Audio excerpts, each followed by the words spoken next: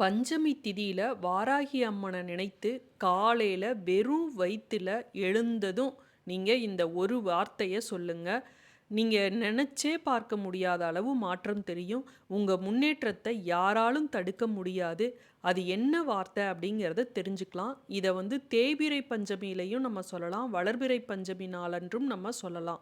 நீங்க இந்த பஞ்சமி திதியில தான் இந்த வார்த்தைய நம்ம எழுந்ததும் சொல்லணும் அப்படிங்கிற அவசியம் கிடையாது. வெள்ளிக்கிழமை, செவ்வாய்க்கிழமை, ஞாயிறு இது 3ம் கிழமையில பார்த்தீங்கன்னா, வாராகி அம்மனுக்கு உகந்த தினங்கள். அதனால அந்த நாள்லயும் நீங்க இந்த வார்த்தைய சொல்லலாம். அது மட்டும் இல்லாம பௌர்ணமி அப்படிங்கிறதும் வாராகி அம்மனுக்கு மிக உகந்த தினம்.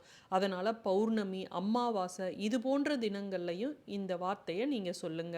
அது என்ன சக்தி வாய்ந்த மந்திரம், அதை எதற்காக நம்ம சொல்லணும் அப்படிங்கிறதெல்லாம் வீடியோவை ஸ்கிப் பண்ணாமல் பார்த்தீங்கன்னா தான் நான் சொல்லக்கூடிய தகவல் உங்களுக்கு முழுமையாக புரியும். வீடியோ பிடிச்சிருந்தா மறக்காமல் லைக் பண்ணுங்கள், ஷேர் பண்ணுங்கள். புதுசாக பார்க்குறவங்க சப்ஸ்கிரைப் செஞ்சுட்டு பாருங்கள். இந்த அமாவாசை பௌர்ணமியை அடுத்து வரக்கூடிய 5வது திதி தான் இந்த பஞ்சமி திதி.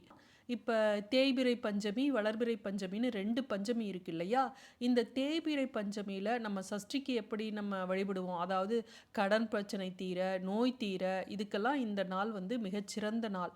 வளர்பிறையில் வீடு வாங்கணும், குழந்தை பாக்கியம் கிடைக்கணும், திருமணம் ஆகணும் அப்படிங்கிறவங்க இந்த நாளில் வழிபடலாம். அப்போ தேய்பிறையில் குழந்தை பாக்கியம் கிடைக்கணும், திருமணம் செய்யணும் அப்படின்னா வழிபடக்கூடாதா அப்படின்னு கேட்காதீங்க. ஏன்னா எந்த திதியில் நீங்கள் எந்த தெய்வத்தை வழிபட்டாலும் அதற்குரிய பலன் நிச்சயமாக கிடைக்கும். இந்த வாராகி தாய் யாருன்னு பார்த்தீங்கன்னா, சப்த மாதர்களில் அதீத வீரியமும் தீய சக்திகளை அழிப்பதில் வேகமும் துடிப்பும் கொண்டு ஓடோடி வரக்கூடியவள் தான் இந்த வாராகி தேவி.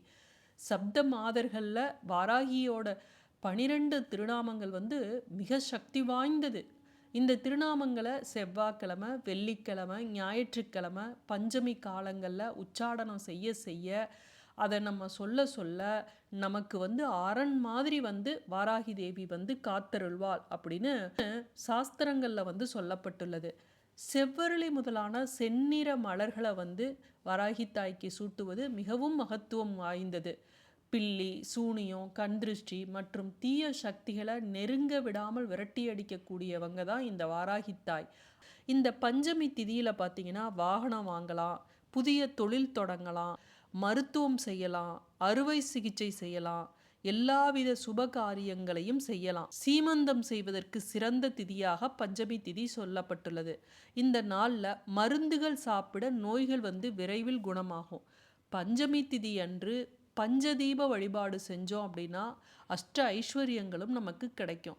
இந்த பஞ்சமி திதியில் வாராகி அம்மனை நினச்சி நம்ம ஒரு அகல் விளக்கில் பஞ்சதீப எண்ணெயை ஊற்றி வாராகி அம்மனோட நாமத்தை சொல்லி வழிபட்டோம் அப்படின்னா வேண்டியது நடக்கும். இந்த வாராகி அம்மனை வழிபடும் போது உடலும் மனமும் சுத்தமாக இருக்க வேண்டியது ரொம்ப அவசியம். காலையில் எழுந்ததும் சிலருக்கு உள்ளங்கையை பார்க்கக்கூடிய பழக்கம் இருக்குது, சிலருக்கு தெய்வ படங்களை பார்க்கக்கூடிய பழக்கம் இருக்குது. அது மாதிரி இருக்கிறவங்க மனதுக்குள்ளேயே ஓம் வாம் வாராகி நம அப்படிங்கிறத 5 முறை சொல்லுங்க. இதில் எங்கெங்க ஒரு வார்த்தை இருக்குது, ஒரு வரியே சொல்கிறீங்களே அப்படின்னு நீங்கள் கேட்பீங்க.